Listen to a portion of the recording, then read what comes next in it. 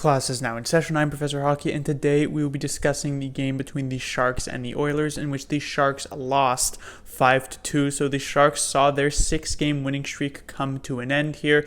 They now fall back below 500, now 10-11-1 on the season, and the Oilers have gotten revenge for the win that the Sharks had against them just a few days ago, 6-3. So this game started off not so well in the first period for the Sharks, which has not been the norm for the Sharks this season. Their first periods, especially during this past 6-game winning streak, have actually been quite solid. A couple times they managed to put up 3-4 goals, like games against the Wild and games against the Oilers themselves, but not this one. They get outscored 3-1. Granlund gets the first goal of the game, Cassian with the second one. LeBanc makes it 2-1 before Kara late in the first made it 3-1.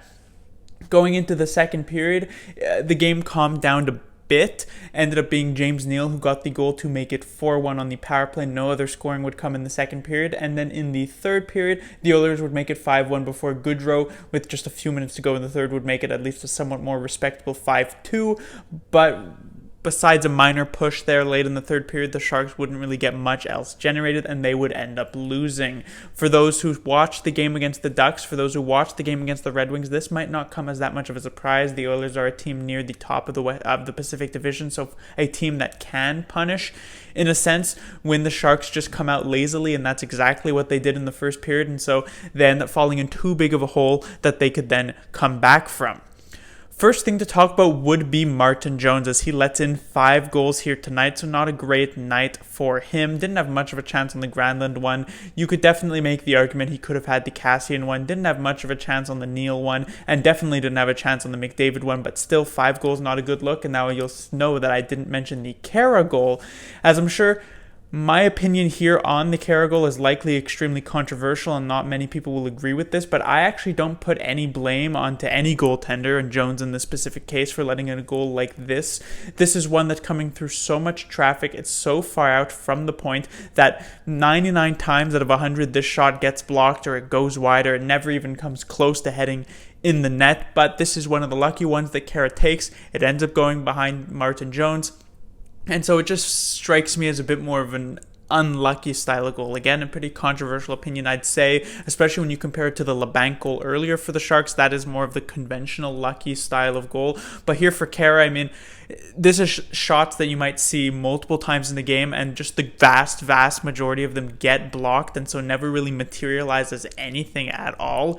And so just because this one somehow was a seeing eye puck that found its way through, I wouldn't really put much blame on Jones. But as a whole for the game, it wasn't a great look for letting in 5. Will he get the next game? I suspect he probably would. In most normal circumstances, I'd say Dell would probably get the call. But because the Sharks' next game is against the Golden Knights, I would not be surprised to see Jones back between the pipes. But unless Jones has like a stellar, spectacular game of like a shutout against the Golden Knights, would not be surprised to see Dell in nets on Saturday when the Sharks play the Islanders.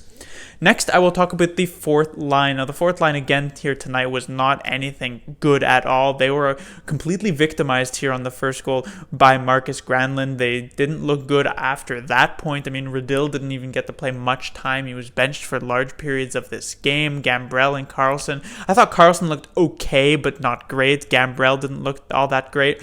But this comment about the fourth line isn't necessarily this game in particular, but really just the past 6-game winning streak. The Sharks have had times where the third line has stepped up with Sorensen, Thornton, and Marlowe. The second line has stepped up with Hurdle, Meyer, and Goodrow. The first line has stepped up, but the fourth line has really done absolutely nothing for the Sharks. It has consistently been the worst line every single game, and of course, you don't suspect your fourth line to be your best line in many games, but you hope that they're not going to necessarily be a liability multiple times, especially over a win streak, and you hope that they can at least contribute something offensively, which just hasn't been the case here for the San Jose Sharks. And so they're quite thin when it comes to their offensive depth, and though they're spread out pretty as thin, I guess you could say, through those first 3 lines. So the fourth line has some pretty slim pickings, but I feel like the Sharks really need to get a bit more of a rolling lineup here for this fourth line. Players like Radill, players like Gregor have gotten multiple chances this season and really haven't shown much. Maybe get Bergman into the mix. We know that the Sharks called up Antti Suomela.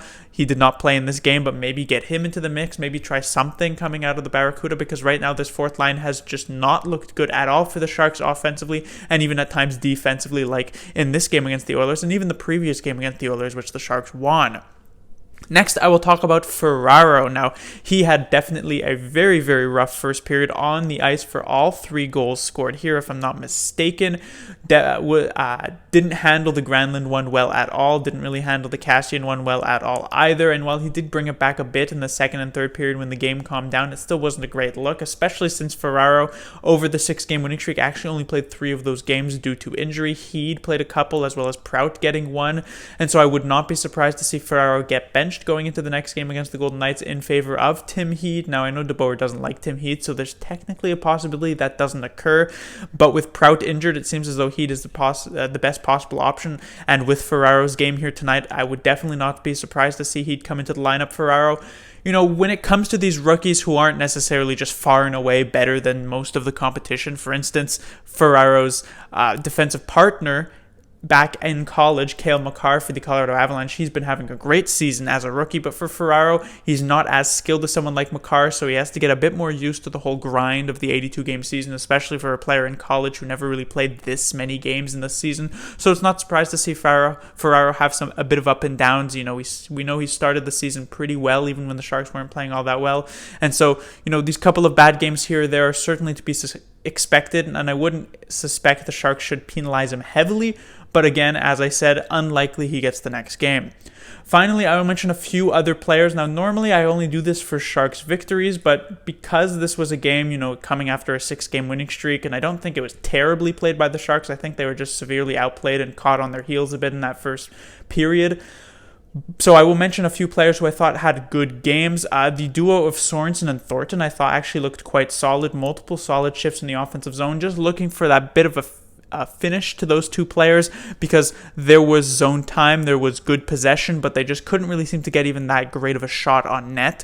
I thought the pairing of Vlasic and Karlsson was again far and away the Sharks' best defensive pairing here tonight. They looked very, very, very good in terms of shutting down at times McDavid and Draisaitl. Yes, McDavid did get 3 points, although one of them came on the power play. One of them this duo was not on the ice for. That was the Kassian goal. And then a player like Draisaitl only ended up with, I believe, a secondary assist in this game. So all in all, I thought Vlasic and Karlsson did a pretty good job.